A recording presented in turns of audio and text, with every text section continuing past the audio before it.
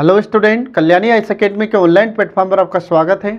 मैं हूं लखन दायमा, आपको एमपीपीएससी मेंस एग्जाम के लिए सेकंड पेपर का फर्स्ट पार्ट पढ़ा रहा हूं, जिसका नाम है संविधान शासन व्यवस्था, राजनीतिक तथा प्रशासनिक संरचना। फ्रेंड, हमने आपको पिछली क्लास में संविधान संशोधन का अर्थ, संविधान संशोधन की आवश्यकता और इसके बाद संविधान संशोधन के विभिन्न चरण, संविधान संशोधन की आलोचना और संविधान संशोधन से संबंधित संसद की सीमित शक्तियाँ, ये सब हमने आपको पढ़ाया था। अब हम इसमें आपको पढ़ाएंगे संविधान संशोधन को दो वर्गों में बांटा गया है। ठीक है, तो कुछ प्रमुख संविधान संशोधन है। तो हमारे भारत में कौन कौन से संविधान संशोधन अभी तक किए गए हैं, तो इसको दो वर्गों में बांटा जाता है। तो एक होता है आधारभूत महत्व के संशोधन और दूसरा होता है अन्य महत्वपूर्ण संशोधन।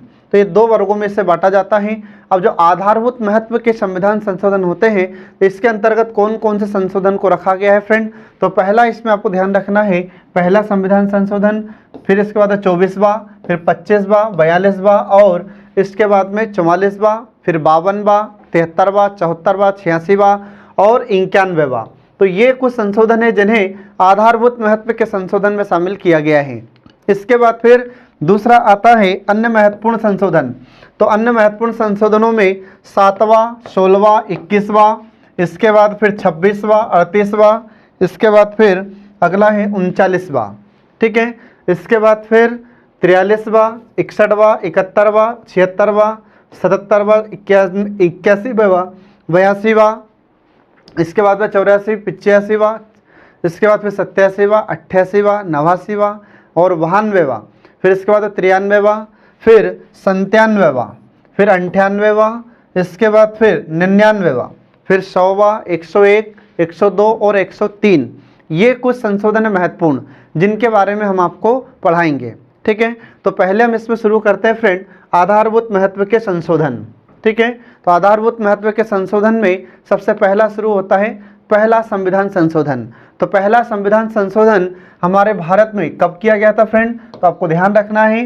तो पहला संविधान संशोधन अधिनियम यह 1951 में किया गया था, 1951 में।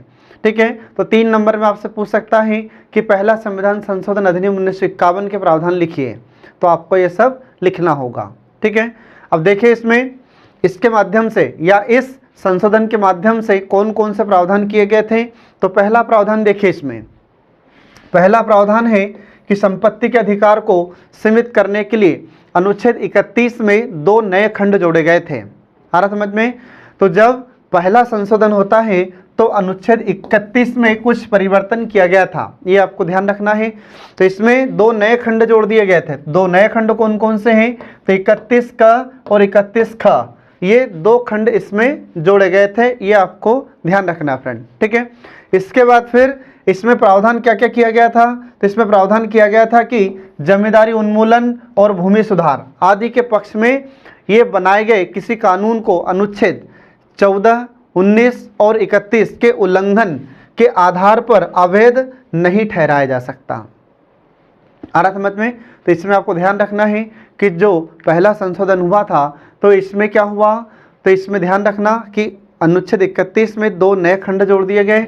कौन कौन सा, एक तो 31 का और 31 ख, ये 2 खंड जोड़ दिए गए थे, जिसमें जमींदारी उन्मूलन और भूमि सुधार का प्रावधान इसमें किया गया था।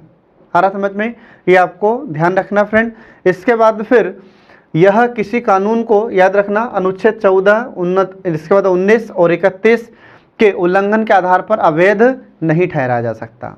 आ रहा समझ में, क्योंकि ये जो अनुच्छेद था 31 का और 31 का, इससे क्या होगा, तो इसमें अनुच्छेद 14 और अनुच्छेद 19 या अनुच्छेद 31 इसके उल्लंघन के आधार पर इस संशोधन को अवैध नहीं ठहराया जा सकता, यह आपको ध्यान रखना है।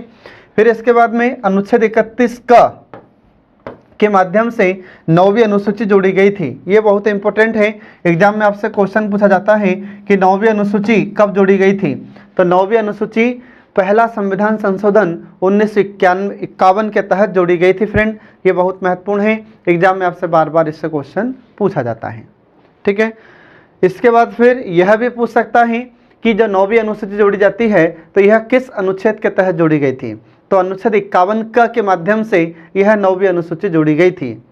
आ रहा समझ में। और इसमें किसका प्रावधान है 9वीं अनुसूची में, तो इसमें भूमि सुधार से संबंधित प्रावधान किया गया है, ठीक है, या भूमि अधिग्रहण से संबंधित प्रावधान इसमें किया गया है, यह आपको ध्यान रखना है। इसके बाद फिर अगला प्रावधान इसमें किया गया कि इसमें यह प्रावधान किया गया कि 9वीं अनुसूची में शामिल किसी भी विषय की न्यायालय द्वारा न्यायिक समीक्षा नहीं की जा सकती। इस संशोधन में यह प्रावधान किया गया कि जो 9वीं अनुसूची है तो इसमें शामिल जितने भी विषय हैं इससे संबंधित न्यायालय के द्वारा कोई न्यायिक समीक्षा नहीं की जा सकती। अब न्यायिक समीक्षा का अर्थ क्या होता है? तो न्यायिक समीक्षा का अर्थ होता है कि हमारा न्यायालय कोई भी जांच पड़ताल इसमें नहीं कर सकता, कोई परीक्षण नहीं कर सकता, ये इसका अर्थ होता है। इसके बाद फिर अगला आता है अनुच्छेद 15। तो अनुच्छेद 15 में एक नया उपखंड जोड़ दिया गया। तो कौन सा खंड जोड़ा जाता है? 15 का खंड 4, ये आपको ध्यान रखना है, ठीक है। तो 15(4) इसमें जोड़ दिया गया, जिसमें सामाजिक और शैक्षणिक दृष्टि से पिछड़े वर्गों और अनुसूचित जातियों और अनुसूचित जनजातियों के पक्ष में विशेष प्रावधान करने के लिए राज्यों को शक्ति प्रदान की गई थी। तो आपको ध्यान रखना है। तो एग्जाम में आपसे क्वेश्चन पूछ सकता है कि पिछड़े वर्गों, अनुसूचित जाति और अनुसूचित जनजाति के लिए सामाजिक और शैक्षणिक दृष्टि से पिछड़े हुए जो वर्ग हैं इनसे संबंधित प्रावधान करने के लिए राज्यों को शक्ति दी गई थी। तो बताइए यह किस संविधान संशोधन में प्रावधान किया गया था? तो यह पहला संविधान संशोधन अधिनियम 1951 में प्रावधान किया गया था, ठीक है। तो जो पिछड़े वर्ग हैं उनको बढ़ावा देने के लिए, उनके विकास के लिए, उनकी प्रगति के लिए राज्य कोई भी कानून बना सकता है, ये उनको यह अधिकार दिया जाता है। इसके बाद फिर अनुसूचित जाति है, अनुसूचित जनजाति है, तो इससे संबंधित विशेष प्रावधान कोई भी राज्य कर सकता है, इन राज्यों को यह शक्ति प्रदान की जाती है। आ रहा समझ में? तो ध्यान रखें, राज्य के स्तर पर जो संघ की इकाइयां हैं, तो राज्यों के स्तर पर राज्य अपने राज्य के अंदर ही अंदर इन जातियों को बढ़ावा देने के लिए, इनके विकास के लिए कानून या अधिनियम बना सकता है। ध्यान रखना, अगर राज्य सरकार कोई कानून बनाती है अर्थात विधानमंडल के द्वारा कोई कानून बनाया जाता है तो वह सिर्फ उस राज्य में लागू होगा जिस राज्य के विधानमंडल ने बनाया है। और यदि हमारी संसद कोई कानून बनाती है तो वह कानून पूरे भारत में लागू होता है, ठीक है। तो इसमें आपको ध्यान रखना है। इसके बाद फिर अगला आता है अनुच्छेद 19(2). तो अनुच्छेद 19 का खंड 2 में यह संशोधन करके 19 का खंड 1 का उपखंड क में भाषण एवं अभिव्यक्ति की स्वतंत्रता पर 3 प्रमुख कारणों से उचित प्रतिबंध लागू किए गए थे। आ रहा समझ में? ये आपको ध्यान रखना फ्रेंड। तो जो पहला संविधान संशोधन हुआ था 1951 में, उसमें प्रावधान कर दिया गया। तो क्या प्रावधान किया कि जो अनुच्छेद 19 का खंड 2 है तो इसमें संशोधन किया गया। क्या संशोधन किया गया? तो 19 के खंड 1 के उपखंड क में भाषण और अभिव्यक्ति की स्वतंत्रता। भाषण मतलब आपने देखा होगा कि भाषण देते हैं कुछ लोग स्टेज से। फिर उसके बाद अभिव्यक्ति की स्वतंत्रता का मतलब क्या हो जाता है कि आपके मन में कोई विचार आ रहा है तो आप उसे लोगों को बता सके, ठीक है, उसे कहते हैं अभिव्यक्ति की स्वतंत्रता। तो इस पर कुछ प्रतिबंध लगाए गए हैं। तो किस आधार पर? तो इसमें 3 कारणों से इस पर प्रतिबंध लगाया गया है। तो 3 कारण कौन कौन से हैं? तो ये इस पर आप देखिए। तो पहला देखिए इसमें, तो पहला इसमें आपको ध्यान रखना है फ्रेंड कि लोक व्यवस्था, दूसरा होता है अपराध उद्दीपन। तो अगर आपके द्वारा दिए गए भाषण से लोक व्यवस्था भंग हो सकती है तो आपको ऐसा भाषण देने की अनुमति नहीं होगी। अगर आपके मन में ऐसा कोई विचार आ रहा है और आपके विचार व्यक्त करने से लोक व्यवस्था भंग हो सकती है या अपराध को बढ़ावा मिल सकता है, आ रहा समझ में, तो आपको ऐसे भाषण देने से या आपकी ऐसे अभिव्यक्ति पर रोक लगाई जाती है या ऐसे अभिव्यक्ति पर प्रतिबंध लगाया जाता है। आ रहा समझ में? अर्थात कहने का ये है कि आप किसी भी प्रकार की ऐसी वाणी नहीं बोल सकते या कोई वैसा भाषण नहीं दे सकते जिससे हमारे देश में हिंसा भड़क सकती है, लोक व्यवस्था भंग हो सकती है, अपराध बढ़ सकते हैं, ठीक है। तो ऐसे आपके भाषण पर रोक लगाई जाएगी, ऐसे भाषण पर प्रतिबंध लगाया जाएगा, ये आपको ध्यान रखना है। इसके बाद फिर तीसरा होता है विदेशी राज्यों के साथ मैत्रीपूर्ण संबंध, ठीक है। तो अगर आपके बोलने से जो विदेशी राज्य हैं उनके साथ अगर मैत्रीपूर्ण संबंध स्थापित होते हैं तो इन पर भी रोक लगाई जाएगी, क्योंकि अगर किसी भी दूसरे देशों के राज्यों से आपको संबंध स्थापित करना है तो बिना केंद्र सरकार की परमिशन के आप किसी भी देश से या किसी भी देश के राज्यों से संबंध स्थापित नहीं कर सकते। ठीक है, ये आपको ध्यान रखना है। इसके बाद फिर अनुच्छेद 19 का खंड 6 में संशोधन करके अनुच्छेद 19 के खंड 1 का उपखंड 6 में दिए गए अधिकार पर 2 नए प्रतिबंध लगाए गए। आ रहा समझ में? इसी संशोधन के तहत जो अनुच्छेद 19 का खंड 6 था, इसमें 19 का खंड 1 का खंड उपखंड 6 में जो अधिकार दिए गए हैं, इन पर 2 प्रकार के प्रतिबंध लगाए गए थे। तो ये 2 प्रकार के प्रतिबंध कौन कौन से हैं? तो देखिए, इसमें पहला कि यह व्यवस्था की गई कि राज्य नागरिकों को व्यवसाय करने पर पूर्णतः रोक लगा सकता है। आ रहा समझ में? तो आपको अपनी जीविका चलाने के लिए व्यवसाय पर छूट है, स्वतंत्रता आपको है, परंतु आप ऐसा कोई व्यवसाय नहीं करोगे जिससे लोगों को हानि पहुंचे। आ रहा समझ में? इस पर रोक लगा सकती है हमारी सरकार। इसके बाद फिर किसी पद पर नियोजन के लिए उस पद की प्रकृति से संबंधित तकनीकी ज्ञान संबंधी अर्हताएं निर्धारित कर सकता है। इसका मतलब क्या हुआ? हमारा जो राज्य है या हमारी सरकार चाहे तो जो भी पद होता है तो पद की प्रकृति से संबंधित, अब जो भी पद होगा तो उससे संबंधित आपको ज्ञान भी तो होना चाहिए। आ रहा समझ में? तो पद से संबंधित जो भी तकनीकी ज्ञान होगा तो उससे संबंधित योग्यताएं निर्धारित की जा सकती है। और आज हम देखते हैं कि जो भी वैकेंसी आती है गवर्नमेंट की, तो जो भी पद होगा उस पद के अनुसार, उस पोस्ट के अकॉर्डिंग योग्यताएं होती है, क्वालिफिकेशंस मांगी जाती है कि नहीं। तो ये इसी अनुच्छेद के तहत क्वालिफिकेशन या अर्हताएं रखी जाती हैं या निर्धारित की जाती हैं। ठीक है, ये आपको ध्यान रखना है। इसके बाद फिर अगला देखिए 24वां संविधान संशोधन अधिनियम 1971। ठीक है, अब 24वां संविधान संशोधन अधिनियम 1971, इसमें क्या क्या प्रावधान किए गए थे फ्रेंड, क्या क्या परिवर्तन किए गए? तो देखिए यहाँ पर पहला तो अनुच्छेद 13 के खंड 2 में संशोधन कर यह प्रावधान किया गया कि अनुच्छेद 368 के अंतर्गत पारित कोई भी विधि, विधि का मतलब होता है कानून, ठीक है, तो पारित कोई भी विधि अनुच्छेद 13 के खंड 2, ठीक है, में प्रयुक्त विधि शब्द में शामिल नहीं मानी जाएगी। ये आपको ध्यान रखना है। इसके बाद फिर अगला आ जाता है अनुच्छेद 368 का खंड 1, इसमें संशोधन कर यह व्यवस्था की गई कि अनुच्छेद 368 के अंतर्गत संविधान के किसी भी उपबंध में या संविधान के किसी भी प्रावधान में परिवर्तन किया जा सकता है या उसे रद्द किया जा सकता है और यह शक्ति हमारी संसद के पास होगी। ठीक है, इसमें यह प्रावधान किया गया। इसके बाद फिर अगला आता है अनुच्छेद 368। तो अनुच्छेद 368 के खंड 2 को संशोधित करके यह व्यवस्था की गई कि राष्ट्रपति अनुच्छेद 368 के तहत पारित किए गए विधेयक पर अनुमति देने के लिए बाध्य होगा।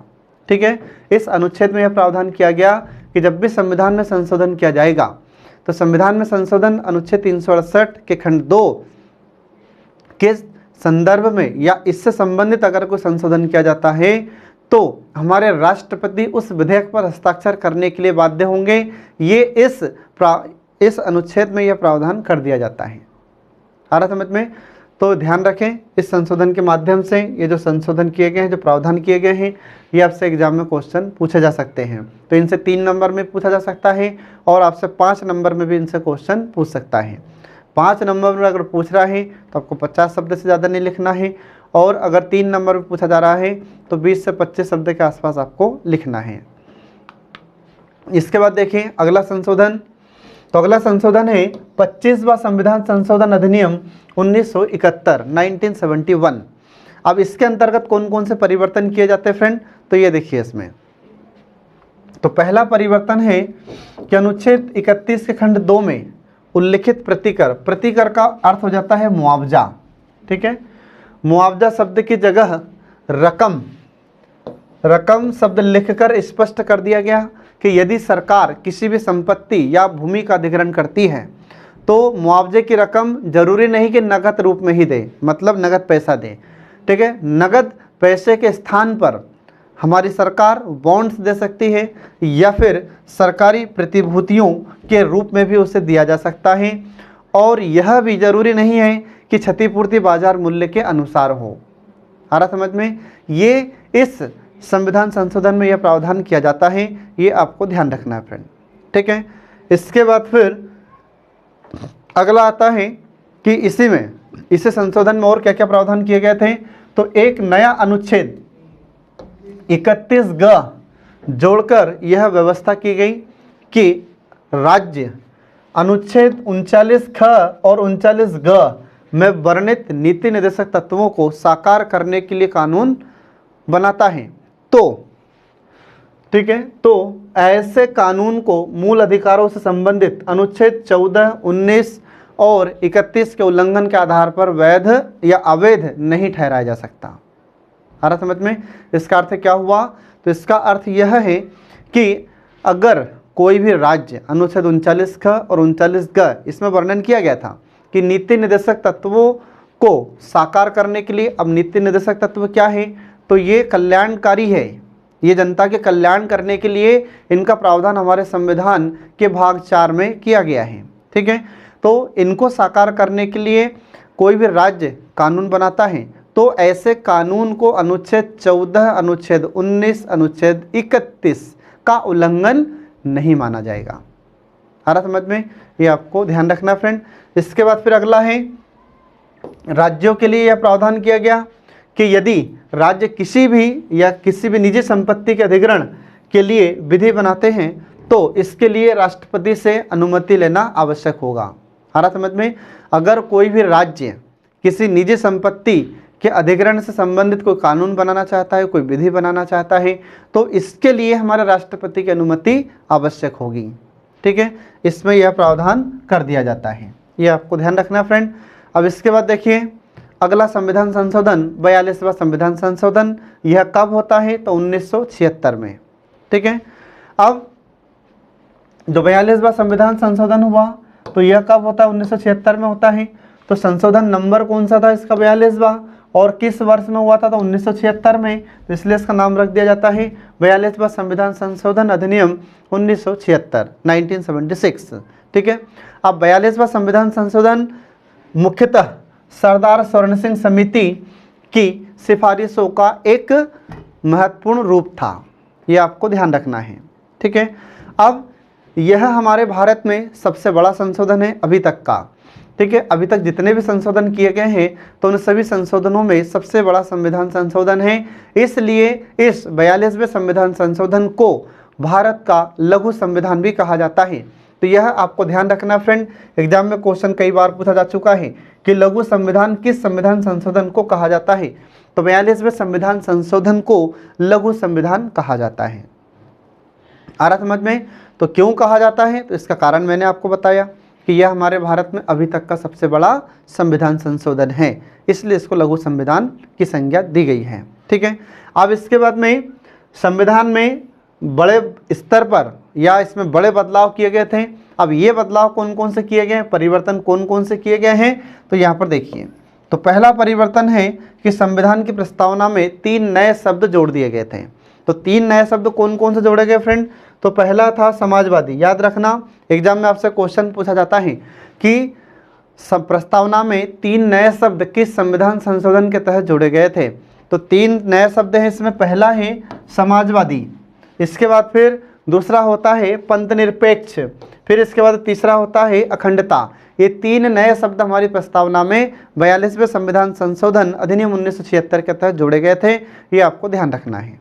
ठीक है, इसके बाद फिर अगला आता है कि अनुच्छेद 31 घ, ठीक है, अनुच्छेद 31 घ को शामिल कर राष्ट्र विरोधी गतिविधियों तथा सम्मेलनों को वर्जित करने वाली विधियों को संविधान के अनुच्छेद 14, 19 और 31 के उल्लंघन के आधार पर न्यायिक पुनर्विलोकन से संरक्षण प्रदान किया गया। आ रहा समझ में? ये आपको ध्यान रखना है फ्रेंड।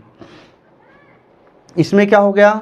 तो इसमें अनुच्छेद 31 घ को शामिल कर जो राष्ट्र विरोधी गतिविधियां होती है, इसके बाद में और जो सम्मेलनों को वर्जित करने वाली विधियों को संविधान के अनुच्छेद 14, 19 और 31 के उल्लंघन के आधार पर न्यायिक पुनर्विलोकन से संरक्षण प्रदान किया गया। ये आपको ध्यान रखना है। इसके बाद फिर अगला आता है संविधान में भाग 4 के तहत जोड़कर नागरिकों को मूल कर्तव्य या नागरिकों के मूल कर्तव्य निर्धारित किए गए। और ये मूल कर्तव्य हमने रूस से लिए थे, और रूस का पहले नाम क्या था? पूर्व सोवियत संघ, ये उसका पहले नाम था, वर्तमान में इसका नाम रूस है। ठीक है, तो इन मौलिक कर्तव्यों को संविधान के भाग 4 क के अनुच्छेद 51 क में इनको रखा गया है। ठीक है, तो यह भी किस संविधान संशोधन के तहत किया गया था? तो यह भी 42वें संविधान संशोधन 1976 के तहत इनको हमारे संविधान में जोड़ा गया था। ये आपको ध्यान रखना है फ्रेंड। इसके बाद फिर इसको जरूर आप लोग याद रखना, एग्जाम में इससे क्वेश्चन कई बार पूछा गया है। ठीक है, अब इसके बाद देखिए फिर अगला कि कुछ नए नीति निर्देशक तत्व इसमें शामिल किए गए। तो कौन कौन से नए नीति निर्देशक तत्व इसमें शामिल किए जाते हैं? तो पहला हो जाता है आर्थिक रूप से कमजोर वर्गों को निःशुल्क कानूनी सहायता प्रदान की जाएगी। इसका अर्थ क्या हुआ? तो जिनके पास रुपया पैसा नहीं होता है, ऐसे कमजोर वर्ग के लोगों के लिए सरकारी वकील की व्यवस्था सरकार की ओर से की गई है। ठीक है, इसके बाद फिर उद्योगों में भी कामगारों की सहभागिता निश्चित कर दी गई, जिससे इन कामगारों को, मजदूरों को रोजगार प्राप्त होगा और उनकी आर्थिक स्थिति मजबूत होगी। इसके बाद में इससे में प्रावधान किया जाता है कि पर्यावरण और वन्य जीवों का संरक्षण का प्रावधान भी इसमें किया जाता है। तो पर्यावरण की सुरक्षा भी जरूरी है और वन्य जीवों का संरक्षण भी जरूरी है। अगर इनको संरक्षण नहीं दिया जाएगा तो ये धीरे धीरे समाप्त हो जाएंगे और हमारा जो इकोसिस्टम है अनबैलेंस हो जाएगा। इसके बाद फिर देखिए अगला प्रावधान। तो अगला प्रावधान किया गया कि अनुच्छेद 31 ग में संशोधन कर यह प्रावधान कर दिया गया कि भाग 4 में शामिल किसी भी नीति निर्देशक तत्व के पक्ष में संसद द्वारा कोई भी बनाई गई विधि, ठीक है, या विधियों को या कानूनों को मूल अधिकारों से संबंधित अनुच्छेद, तो कौन कौन से अनुच्छेद हैं? 14, 19 और 31 का उल्लंघन यदि होता है तो इसके उल्लंघन के आधार पर न्यायालय में चुनौती नहीं दी जा सकती। ये इसमें प्रावधान किया गया है। ठीक है फ्रेंड, ये आपको ध्यान रखना है। अब इसके बाद देखिए इसमें अगला प्रावधान क्या है? तो अगला प्रावधान है कि अनुच्छेद 74 के खंड 1 को संशोधित कर यह स्पष्ट कर दिया गया कि राष्ट्रपति, प्रधानमंत्री और उसकी मंत्रिपरिषद की सलाह के अनुसार ही कार्य करेगा। ध्यान रखना, इसमें राष्ट्रपति किसकी सलाह पर कार्य करेंगे? तो हमारे राष्ट्रपति, प्रधानमंत्री और उसकी मंत्रिपरिषद, इन्हीं की सलाह से हमारे राष्ट्रपति कार्य करेंगे। ये संविधान के अनुच्छेद 74 के खंड 1 में प्रावधान कर दिया गया है। ठीक है, ये इसमें आपको ध्यान रखना है। तो यह संशोधन भी कब हुआ था? तो 42वां संविधान संशोधन 1976 में यह प्रावधान किया गया था। इसके बाद फिर अगला आता है कि आपातकाल की स्थिति में लोकसभा और राज्य विधानसभाओं की समय अवधि 5 वर्ष से बढ़ाकर 6 वर्ष कर दिया गया था। ये आपको ध्यान रखना है। तो एग्जाम में आपसे क्वेश्चन पूछ सकता है कि बताइए कि वह एक कौन सा संविधान संशोधन था जिसके माध्यम से आपातकाल की स्थिति में लोकसभा और राज्य की विधानसभाओं का कार्यकाल 5 वर्ष से बढ़ाकर 6 वर्ष कर दिया गया था? तो यह 42वां संविधान संशोधन अधिनियम 1976 ही था। ये इसे आप ध्यान रखिए। इसके बाद फिर अगला आता है कि संसद एवं राज्य विधानसभाओं की संयुक्त बैठक बुलाने से संबंधित आवश्यक गणपूर्ति संबंधी प्रावधान भी यहाँ पर समाप्त कर दिया गया था। आ रहा समझ में? ये आपको ध्यान रखना है। तो संसद और जो हमारे राज्यों की विधानसभाएं होती हैं, इनकी संयुक्त बैठक जब बुलाई जाती है तो उसमें भी गणपूर्ति की आवश्यकता होती थी पहले। अब गणपूर्ति का मतलब क्या है? तो वर्तमान में जो गणपूर्ति है, कोरम है, यह 1/10 है। यह उस समय इसे समाप्त कर दिया गया था। मतलब कम से कम जो सदस्य संख्या है तो उसका 1/10 उपस्थित होना अनिवार्य होता है, जिसको हम कहते हैं गणपूर्ति। लेकिन उस समय इस संविधान संशोधन के तहत यह गणपूर्ति संबंधी जो प्रावधान था यह समाप्त कर दिया गया था। ठीक है, यह आपको ध्यान रखना फ्रेंड। ये किसके लिए प्रावधान किया है इन्होंने? ये ध्यान रखना, संयुक्त बैठक के लिए प्रावधान किया था। ज्वाइंट सेशन होता है उस समय के लिए प्रावधान किया था इन्होंने।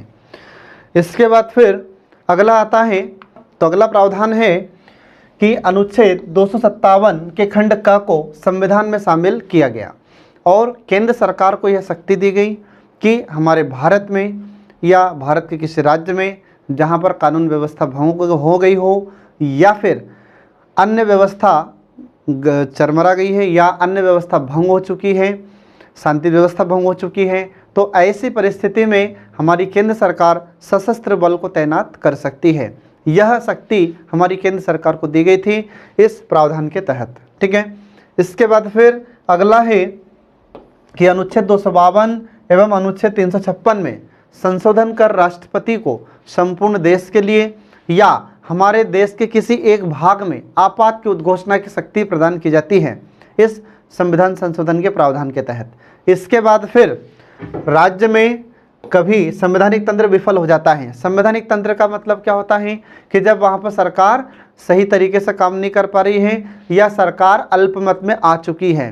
तो जब सरकार अल्पमत में आ जाएगी तो इसका मतलब हुआ कि राज्य में संवैधानिक तंत्र विफल हो चुका है। तो ऐसी परिस्थिति में हमारे राष्ट्रपति वहाँ पर राष्ट्रपति शासन की उद्घोषणा कर सकते हैं।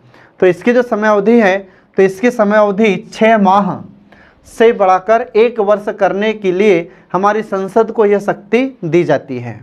आ रहा समझ में? तो ये इसे संशोधन के तहत यह शक्ति हमारी संसद को दी गई थी फ्रेंड, ये आपको ध्यान रखना है। इसके बाद फिर अगला देखिए, अगला है कि संविधान के अनुच्छेद 368 में 2 नए खंड जोड़े गए। तो कौन से 2 नए खंड जोड़े गए? तो अनुच्छेद 368 का खंड 4 और 368 का खंड 5, ये 2 नए खंड और शामिल कर दिए गए। तो इससे क्या हुआ? तो इससे हमारी संसदीय सर्वोच्चता को सुनिश्चित बनाए रखे जा सकेगा। आ रहा समझ में?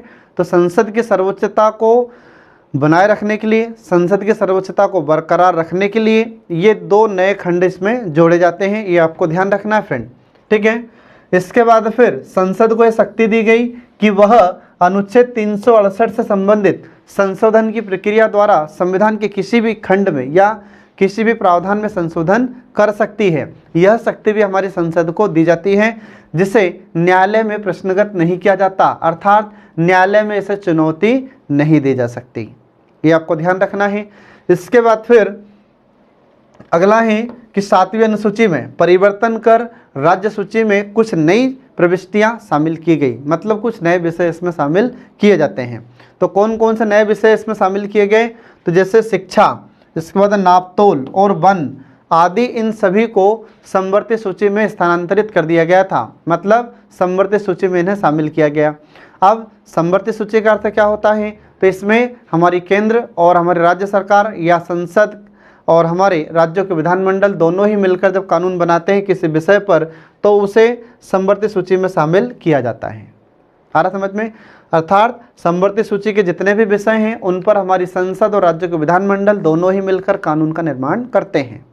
ठीक है, और जो संघ सूची के विषय होते हैं उन पर हमारी संसद कानून का निर्माण करती है, और राज्य सूची के विषयों पर हमारी राज्यों के जो विधानमंडल होते हैं ये इसमें कानून निर्माण का कार्य करते हैं। और समवर्ती सूची में दोनों ही संसद और विधानमंडल दोनों ही मिलकर कानून निर्माण करते हैं। ठीक है, इसके बाद देखिए फिर अगला संविधान संशोधन है 44वां संविधान संशोधन अधिनियम 1978। अब इसमें कौन कौन से प्रावधान हुए तो ये देखिए इसमें। तो 44वां संविधान संशोधन अधिनियम 1978, इसके माध्यम से हमारे भारत में कुछ बड़े स्तर पर परिवर्तन किए गए, जिनका वर्णन इस प्रकार है। परंतु ध्यान रखिएगा कि यह 42वें संविधान संशोधन से बड़ा संशोधन नहीं है। हमारे हिंदुस्तान में, हमारे भारत में अब तक का जो सबसे बड़ा संविधान संशोधन हुआ है वह है 42वां संविधान संशोधन 1976। ठीक है, अब इसके बाद फिर देखिए इसमें कुछ प्रावधान किए गए, कुछ संशोधन परिवर्तन किए गए थे।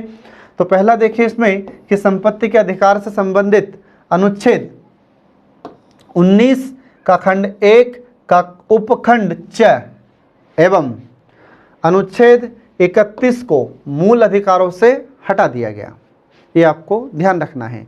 और एक नया अनुच्छेद 300 का खंड क के माध्यम से कानूनी अधिकार इसे बना दिया जाता है। आ रहा समझ में? तो जो 44वां संविधान संशोधन अधिनियम 1978 था, इसके माध्यम से प्रावधान किया गया कि पहले जो संपत्ति का अधिकार मूल अधिकार था, तो संपत्ति के अधिकार को मूल अधिकार की श्रेणी से हटाकर कानूनी अधिकार या विधिक अधिकार की श्रेणी में रखा गया है। और इसे संविधान के किस अनुच्छेद में इसको स्थानांतरित कर दिया गया? तो संविधान का अनुच्छेद 300 क में इसका प्रावधान कर दिया गया। और अब संपत्ति का अधिकार आपका विधिक अधिकार है, न कि मौलिक अधिकार है। आ रहा समझ में? यह आपको ध्यान रखना फ्रेंड। पहले यह संपत्ति का अधिकार किस अनुच्छेद में वर्णित था? तो यह अनुच्छेद 31 में वर्णित था। ठीक है, अब इसके बाद देखिए फिर इसमें अगला प्रावधान, तो अनुच्छेद 22 के अंतर्गत निवारक निरोध में संशोधन कर राज्य द्वारा किसी भी व्यक्ति को निरुद्ध करने व रखने के आधारों को सीमित कर दिया गया था। ठीक है, यह संशोधन व्यवहार में लागू नहीं हो सका क्योंकि वहाँ पर केंद्र में जनता पार्टी की सरकार गिर गई थी, इसलिए यह प्रावधान लागू नहीं हो सका। आ रहा समझ में? तो इससे आप याद न भी रखें तो कोई दिक्कत नहीं है क्योंकि यह लागू ही नहीं हो सका। ठीक है, इसके बाद फिर अगला देखिए, अगला आ जाता है कि अनुच्छेद 71। ठीक है, अनुच्छेद 71 को संशोधित कर राष्ट्रपति और उपराष्ट्रपति के निर्वाचन से संबंधित विवादों की जांच करने का अधिकार पुनः सर्वोच्च न्यायालय को दे दिया जाता है। जबकि इससे पहले क्या हुआ था, तो इससे पहले एक संशोधन हुआ था 39वां, तो 39 कॉन्स्टिट्यूशन अमेंडमेंट 1975, तो 39वां संविधान संशोधन 1975 के द्वारा, ठीक है, यह अधिकार सर्वोच्च न्यायालय से छीन लिया था। लेकिन इस 44वें संविधान संशोधन अधिनियम 1978 में यह फिर से सर्वोच्च न्यायालय को अधिकार दे दिया जाता है। तो कौन सा अधिकार दे दिया गया सर्वोच्च न्यायालय को, कि राष्ट्रपति और उपराष्ट्रपति के चुनाव से संबंधित अगर कोई विवाद है तो इसकी जांच करने का अधिकार सर्वोच्च न्यायालय को प्राप्त है, या सर्वोच्च न्यायालय को यह अधिकार फिर से दे दिया गया। ठीक है, ये आप याद रखिएगा। अगला आता है अनुच्छेद 74 का खंड 1।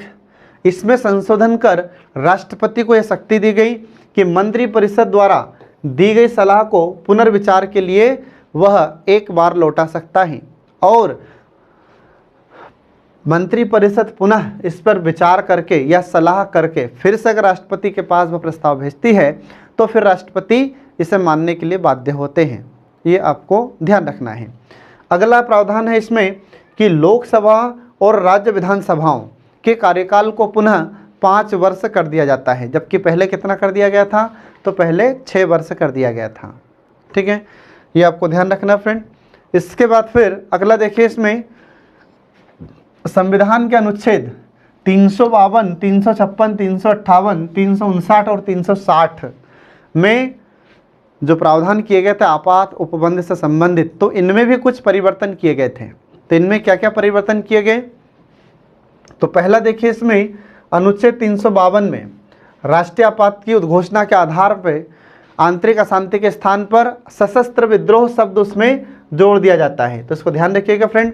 पहले राष्ट्रीय आपातकाल की उद्घोषणा किस आधार पर की जाती थी, आंतरिक अशांति के आधार पर, लेकिन इस संशोधन में यह प्रावधान कर दिया गया कि अब आंतरिक अशांति के आधार पर नहीं, मतलब जो आंतरिक अशांति शब्द था इसको हटाकर कौन सा शब्द जोड़ दिया गया, तो इसको हटाकर सशस्त्र विद्रोह शब्द इसमें जोड़ दिया जाता है।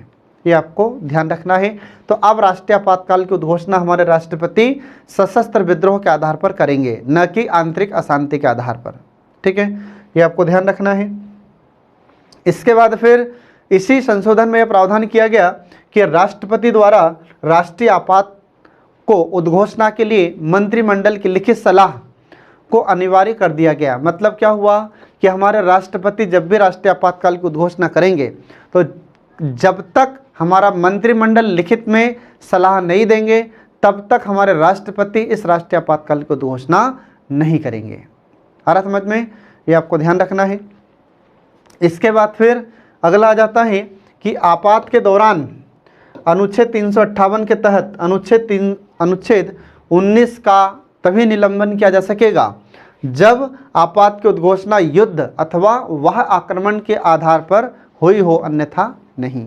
इसका मतलब क्या हुआ, तो इसका मतलब ये हुआ कि जब हमारे भारत में राष्ट्रीय आपातकाल की उद्घोषणा की जाएगी तो आपात के दौरान अनुच्छेद 358 के तहत अनुच्छेद 19 का तभी निलंबन किया जाएगा। तो अनुच्छेद 19 में क्या है, तो इसमें स्वतंत्रता का वर्णन किया गया है। ठीक है, बोलने की स्वतंत्रता, घूमने फिरने की स्वतंत्रता आदि स्वतंत्रताओं का वर्णन अनुच्छेद 19 में किया गया है। तो इसका निलंबन किन परिस्थितियों में किया जाएगा, जब कोई दूसरा देश हम पर या भारत पर आक्रमण करे या भारत का युद्ध किसी अन्य देश से हो जाता है, तो ऐसी परिस्थिति में अनुच्छेद 19 का निलंबन किया जा सकता है। ठीक है, नहीं, अन्यथा नहीं किया जाएगा। ये आपको ध्यान रखना है।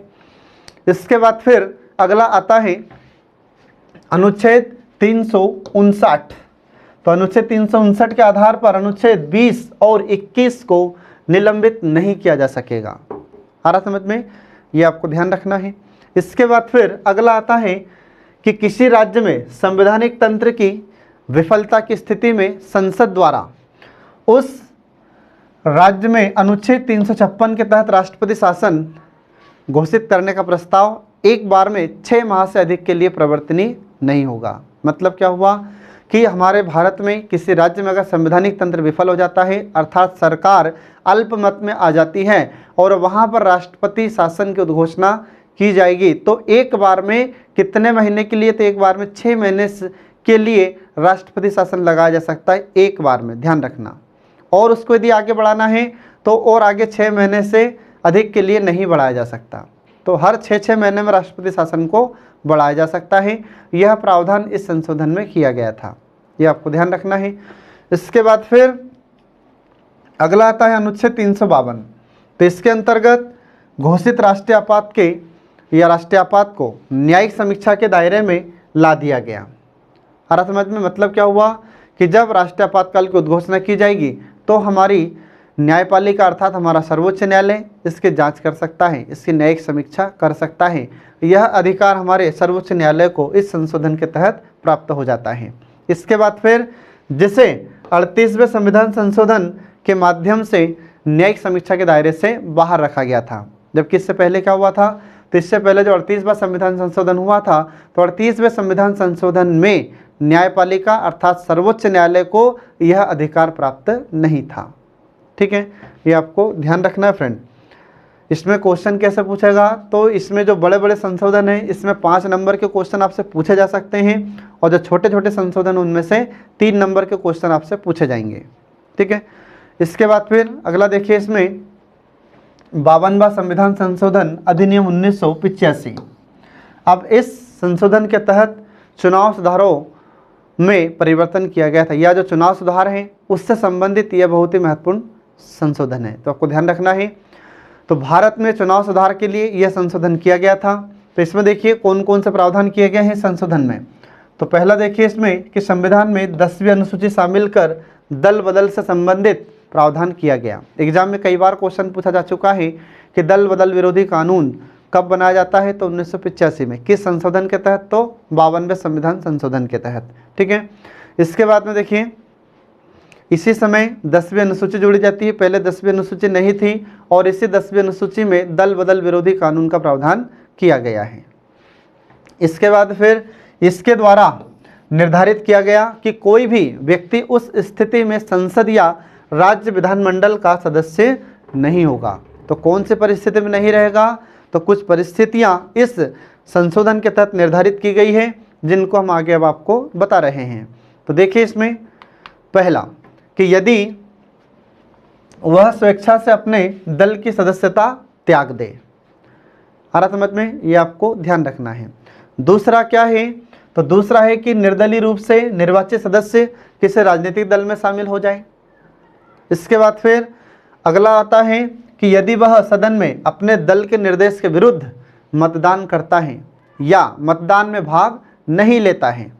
ठीक है, तो ऐसी स्थिति में उसकी सदस्यता समाप्त हो जाती है, ये आपको ध्यान रखना है। तो इसी संबंध में अपन देखते हैं कि 15 दिनों के भीतर दल द्वारा माफ़ी प्राप्त करता है तो तब ऐसा फिर नहीं होगा। अगर उसने 15 दिनों के अंदर अपने दल में अपनी पार्टी के भीतर माफ़ी मांग ली है, माफ़ी प्राप्त कर ली है, तो फिर ऐसा उसके साथ नहीं होगा, यह आपको ध्यान रखना है। इसके बाद फिर अगला आता है कि राजनीतिक दल के कम से कम 1/3 सदस्य उससे अलग हो जाएं तो उसे दल का विघटन माना जाएगा और ऐसी स्थिति में सदस्यों की सदस्यता समाप्त नहीं होगी, ये आपको ध्यान रखना है। तो किस स्थिति में सदस्यों की सदस्यता समाप्त नहीं होगी, तो जो भी राजनीतिक दल है उसमें कम से कम 1/3 सदस्य अगर अलग हो जाते हैं तो उसमें दल का विघटन होगा, न कि उसमें सदस्यों की सदस्यता समाप्त होगी। आ रहा समझ में, ये आपको ध्यान रखना है। इसके बाद फिर अगला आ जाता है कि किसी दल के 2/3 सदस्यों की सहमति से उसका विलय किसी अन्य राजनीतिक दल में हो जाए तो ऐसी स्थिति में भी सदस्यता समाप्त नहीं होगी। अगर कोई पार्टी है, कोई दल है, ठीक है, तो कोई भी अगर राजनीतिक दल होता है और यह राजनीतिक दल के 2/3 सदस्य अपनी सहमति से दूसरी पार्टी में जाकर मिल जाते हैं, तो ऐसे स्थिति में उन लोगों की सदस्यता समाप्त नहीं होगी। उदाहरण के लिए जैसे ज्योतिरादित्य सिंधिया अपने कुछ सदस्यों के साथ में बीजेपी में शामिल हो गए हैं, पहले कांग्रेस में थे, तो इनकी सदस्यता समाप्त नहीं हुई है, आ रहा समझ में, इनके दल का विघटन हुआ है बस, ठीक है। इसके बाद फिर अगला आता है कि दल बदल पर उठे किसी भी प्रश्न या विवाद पर अंतिम निर्णय सदन के अध्यक्ष या सभापति का होगा तथा यह निर्णय न्यायिक समीक्षा या न्यायिक पुनर्विलोकन से परे होगा। मतलब अगर ऐसा दल बदल विरोधी संबंधित अगर कोई भी मुद्दा उठा है तो इसका निर्णय कौन करेगा, तो इसका निर्णय लोकसभा का अध्यक्ष करेगा या जो भी सदन का अध्यक्ष है या सभापति हैं तो वह इसका निर्णय करेगा। और यह हमारी न्यायपालिका अर्थात हमारी जो सर्वोच्च न्यायालय होते हैं इससे बिल्कुल परे होगा, इससे दूर होगा, इसमें हमारी न्यायपालिका कोई हस्तक्षेप नहीं करेगी, ठीक है, इसमें यह प्रावधान कर दिया जाता है। इसके बाद फिर अगला देखिए, इसमें 73वां संविधान संशोधन अधिनियम 1992। अब इस संविधान संशोधन में कौन कौन से प्रावधान किए गए थे, ये बहुत ही इंपॉर्टेंट फ्रेंड, एग्जाम में आपसे बार बार पूछा जाता है। तो इस संविधान संशोधन के तहत संविधान में जो भाग 9 होता है, तो भाग 9 के अनुच्छेद 243 में अनुच्छेद 243 ए से लेकर 243 ओ तक इसे जोड़ा गया और अनुच्छेद 280 के खंड 3 का उपखंड बी एवं 11वीं अनुसूची को इसमें शामिल किया जाता है, ये आपको ध्यान रखना है। इसके बाद फिर इसी संशोधन के तहत हमारे भारत में पंचायतों का गठन भी किया गया था, आ रहा समझ में। तो इसके तहत इस संशोधन के तहत 3 प्रकार की पंचायतों का गठन हमारे भारत में किया गया था। तो वे 3 प्रकार की पंचायतें कौन कौन सी हैं, तो इसको अपन त्रिस्तरीय पंचायती राज कहते हैं। त्रिस्तर मतलब 3 स्तर की। तो पहला स्तर गांव का, तो गांव के स्तर पर ग्राम पंचायत और जनपद स्तर पर जनपद पंचायत, जिसको मध्यवर्ती स्तर भी कहते हैं, और जिला के स्तर पर जिला पंचायत। तो ये 3 स्तर पर 3 प्रकार की पंचायतों का गठन किया गया है, जिसे हम पंचायती राज के नाम से जानते हैं, ठीक है। तो इसकी शुरुआत हमारे भारत में इसी संविधान संशोधन के तहत की जाती है। अगला आता है महिलाओं के लिए। इस संविधान संशोधन में ही यह प्रावधान किया गया कि महिलाओं के लिए कम से कम 1/3 आरक्षण का प्रावधान भी किया गया। मतलब कि जो पंचायतें होगी इसमें महिलाओं को आरक्षण 1/3 आरक्षण दिया गया है, ठीक है। लेकिन कुछ राज्यों में महिलाओं को इन पंचायतों में 50% आरक्षण दिया गया है, जैसे मध्य प्रदेश, ठीक है।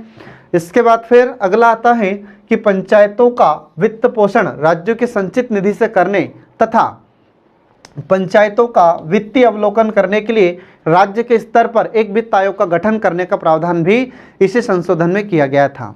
मतलब राज्यों में जो पंचायतें होगी तो इन पंचायतों को आय कहाँ से प्राप्त होगी, तो राज्य की संचित निधि से। तो इसके बारे में जानकारी कौन देगा, वित्त आयोग देगा। इसके बाद फिर किस पंचायत को कितना पैसा मिलेगा, या जो पंचायतें हैं जनपद पंचायत, जिला पंचायत, ग्राम पंचायत, इनको कितना पैसा मिलना चाहिए, कितना नहीं मिलना चाहिए, तो इससे संबंधित जानकारी भी कौन देगा, तो यह वित्त आयोग ही देगा। तो इसके गठन का प्रावधान भी इसे संशोधन के तहत किया गया है। इसके बाद फिर अगला कि संविधान में 11वीं अनुसूची जोड़कर 29 ऐसे विषयों का उल्लेख किया गया है जिन पर पंचायतों का विशेष अधिकार रहेगा। भारत मत में कुल मिलाकर बात यह है कि इस संशोधन के तहत हमारी पंचायतों को 29 कार्य सौंपे गए हैं, 29 वर्क, ठीक है। तो गांव के स्तर पर ग्राम पंचायत 29 प्रकार के कार्य करती है, जनपद स्तर पर जनपद 29 प्रकार के कार्य करती है, जिला स्तर पर जिला पंचायत 29 प्रकार के कार्य करती है। उदाहरण के लिए जैसे सफाई करना, ठीक है। इसके बाद फिर बिजली व्यवस्था बनाए रखना, पेयजल व्यवस्था उपलब्ध या पेयजल व्यवस्था बनाए रखना, ठीक है। इसके बाद साफ सफाई करना और भी अन्य जो कार्य होते हैं, तो ये कार्य ये पंचायतें करती हैं और ये इसी संशोधन में ये कार्य करने का अधिकार इन्हें दिए गए हैं, ठीक है। इसके बाद देखिए फिर अगला संशोधन 74वां संविधान संशोधन अधिनियम 1992। तो 74वां संविधान संशोधन अधिनियम 1992, इसमें कौन कौन से प्रावधान किए गए थे, तो इसमें देखिए इसके द्वारा भाग 9 का अनुच्छेद 243 पी से लेकर अनुच्छेद 243 जेड जी तथा 12वीं अनुसूची को इसमें जोड़ा गया था या इसमें शामिल किया गया था। और इसमें किसका प्रावधान किया गया है, तो इसमें नगरीय निकायों का प्रावधान किया गया है, ठीक है फ्रेंड, ये आपको ध्यान रखना है। और ये जो नगरीय निकाय होते हैं तो इनको कैसे गठित किया जाएगा, तो इन्हें जनसंख्या के आधार पर गठित किया जाएगा। ठीक है, तो इसमें क्षेत्र की जनसंख्या, स्थानीय शासन है तो राजस्व के साधन, ठीक है, इसके बाद में फिर कृषि से भिन्न नियोजन में लगी जनसंख्या की प्रतिशतता और क्षेत्र के आर्थिक महत्व आदि के आधारों पर निकायों का गठन किया जाएगा। और इन निकायों में नगर पंचायत होगी, नगर पालिका परिषद होगी और नगर निगम, ये इनकी स्थापना की जाएगी। और इनकी स्थापना के संबंध में भी प्रावधान इसे संशोधन में किया गया है। ठीक है, अब इसके बाद देखिए फिर आगे, तो संविधान में 12वीं अनुसूची जोड़कर 18 विषय इन्हें दिए गए हैं या 18 विषय इन्हें सौंपे गए हैं। तो शहरी स्तर पर या शहरी क्षेत्र में ये निकाय 18 प्रकार के कार्य करते हैं या इनके 18 विषय होते हैं। तो इन 18 विषयों में शामिल क्या हैं, जैसे साफ सफाई व्यवस्था रखना, ये भी इनका काम होता है। इसके बाद बिजली व्यवस्था, इसके बाद में सड़कों का निर्माण करना शहर के अंदर, इसके बाद फिर जो आवारा पशु होते हैं उनको एक जगह ले जाकर इकट्ठा करना है, फिर इसके बाद में और पेयजल व्यवस्था करना है और अन्य भी इनके बहुत सारे कार्य होते हैं। तो ऐसे 18 कार्य ये नगरीय निकाय करते हैं शहरी क्षेत्र में। ठीक है, तो जब इनका टॉपिक आएगा तो मैं आपको पूरा डिटेल में बताऊंगा। अभी तो हम क्या पढ़ रहे हैं, अभी तो हम सिर्फ यहाँ पर संशोधन के बारे में पढ़ रहे हैं। ठीक है, इसके बाद फिर अगला आ जाता है 86वां संविधान संशोधन अधिनियम 2002। इसमें क्या हुआ, तो इसमें आपको ध्यान रखना है कि प्राथमिक शिक्षा के अधिकार से संबंधित इस संशोधन से संविधान में कुछ परिवर्तन किए गए हैं। तो कौन कौन से परिवर्तन किए गए हैं, तो पहला देखिए, एक नया अनुच्छेद 21 का जोड़कर 6 से 14 वर्ष तक की आयु के सभी बच्चों के लिए निःशुल्क और अनिवार्य शिक्षा का प्रावधान इसमें किया गया। और यह निःशुल्क और अनिवार्य शिक्षा अब 6 से 14 वर्ष के बच्चों के लिए मौलिक अधिकार है। आ रहा समझ में, इसे कहाँ जोड़ा गया था फ्रेंड, तो अनुच्छेद 21 के खंड क में इसे जोड़ा गया है। ये आपको ध्यान रखना है, एग्जाम में इससे बार बार आपसे क्वेश्चन पूछा जाता है। इसके बाद फिर अगला जाता है कि अनुच्छेद 45 को बदलकर राज्य के 6 वर्ष से कम उम्र के सभी बच्चों की देखभाल एवं शिक्षा के प्रयास का उत्तरदायित्व सौंपा गया। आ रहा समझ में, यह पहले 14 वर्ष तक के बच्चों के संदर्भ में व्यवस्था की गई थी, यह आपको ध्यान रखना है। आ रहा समझ में। इसके बाद फिर अगला आ जाता है अनुच्छेद 51 का अनुच्छेद 51 का खंड क का उपखंड ट को संविधान में शामिल किया गया। और माता पिता या जो भी संरक्षक है या अभिभावक है उनका यह कर्तव्य निर्धारित किया गया या कर्तव्य निश्चित किया गया कि उनके घर में अगर 6 से 14 वर्ष तक का कोई बच्चा है तो उन बच्चों को अनिवार्य और निःशुल्क शिक्षा प्राप्त करने का अवसर प्रदान कराएंगे। ये माता पिता या अभिभावक का कर्तव्य यहाँ पर लिख दिया जाता है। ठीक है, ये आपको याद रखना है फ्रेंड, ध्यान रखना है। अब इसके बाद फिर अगला संविधान संशोधन आता है, तो संविधान संशोधन अधिनियम 2003। तो संविधान संशोधन अधिनियम 2003, इसमें क्या क्या प्रावधान किए गए हैं, तो इस संशोधन के द्वारा अनुच्छेद 75 के खंड 1 का उपखंड क और अनुच्छेद 164 का खंड 1 का उपखंड क के माध्यम से केंद्रीय तथा राज्य मंत्री परिषद में प्रधानमंत्री तथा मुख्यमंत्री सहित मंत्रियों की कुल लोकसभा तथा राज्य विधानसभा के सदस्यों की कुल संख्या के 15% से अधिक नहीं होगी। ये इसमें प्रावधान कर दिया जाता है। इसका मतलब क्या हुआ कि केंद्र में अनुच्छेद 75 के खंड 1 के उपखंड क में यह प्रावधान किया गया। तो इसमें किसका प्रावधान है, तो इसमें हमारी केंद्रीय मंत्रिपरिषद का प्रावधान है और इसमें हमारे प्रधानमंत्री और मंत्रिपरिषद का प्रावधान है। तो केंद्र में कितने मंत्री होंगे, तो प्रधानमंत्री और मंत्री सहित मिलाकर 15%, लोकसभा की 15% से ज़्यादा सदस्य संख्या मंत्रियों की नहीं होगी, ये प्रावधान कर दिया गया।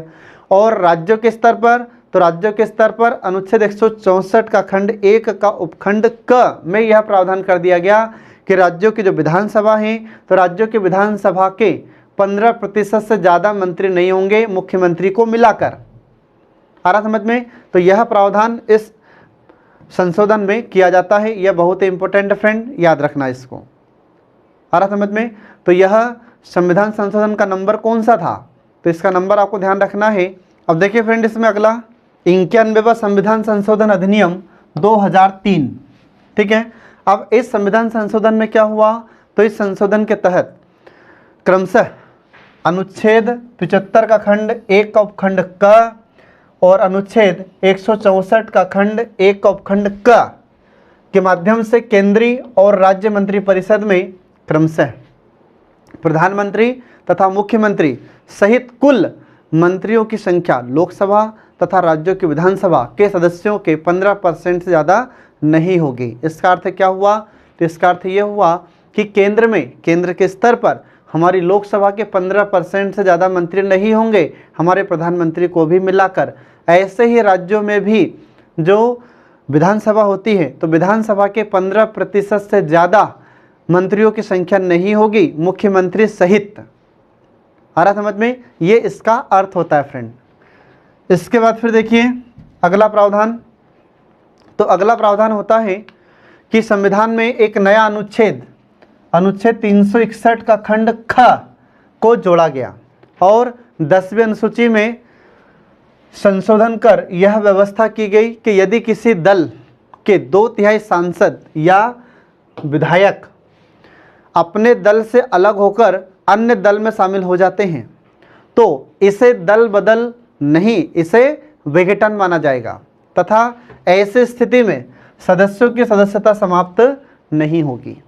इसका अर्थ समझ में आया, तो इसका अर्थ ये होता है कि इस संशोधन के तहत अनुच्छेद 361 के खंड ख एक नया अनुच्छेद जोड़ा गया और इसमें 10वीं अनुसूची में यह प्रावधान किया गया कि अगर उधर सांसद या राज्यों में विधायक ठीक है, तो 2/3 सांसद या विधायक अपने दल से अलग होकर किसी दूसरे दल में शामिल हो जाते हैं या अलग पार्टी बना लेते हैं, तो इसमें दल बदल कानून यहाँ पर लागू नहीं होगा। इसे दल बदल नहीं कहा जाएगा, इसे क्या कहा जाएगा, इसे दल का विघटन माना जाएगा। आ रहा समझ में। और ऐसी परिस्थिति में ये जितने भी सदस्य अलग हुए हैं तो इनकी सदस्यता समाप्त नहीं होगी। ठीक है फ्रेंड, ये आपको ध्यान रखना है। तो इस प्रकार से हमारे भारत में जो आधारभूत महत्वपूर्ण संशोधन थे ये समाप्त हो जाते हैं। अब इसके बाद में कुछ अन्य महत्वपूर्ण संशोधन हैं, तो ये हम आपको नेक्स्ट क्लास में पूरा पढ़ाएंगे। तो पढ़ते रहिए, देखते रहिए और कल्याणी आईएएस एकेडमी के सभी लेक्चर्स जो आपको मुख्य परीक्षा में सफलता दिलाने में महत्वपूर्ण भूमिका निभाते हैं। Thanks for watching.